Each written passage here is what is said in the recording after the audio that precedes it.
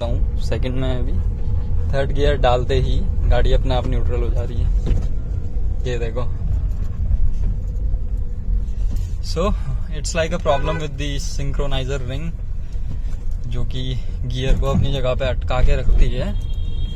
And इसका एक solution ये है कि आप गियर बॉक्स ओवरऑल कर लो ओरिजिनल पार्ट से, but I doubt if I will be getting all the parts on time. तो मैंने अभी क्या डिसाइड किया है कि मैं मायापुरी से एक यूज्ड गियर बॉक्स इंस्टॉल करने वाला हूँ, जिसका कंप्लीट वीडियो मैं कुछ दिनों में डाल दूंगा।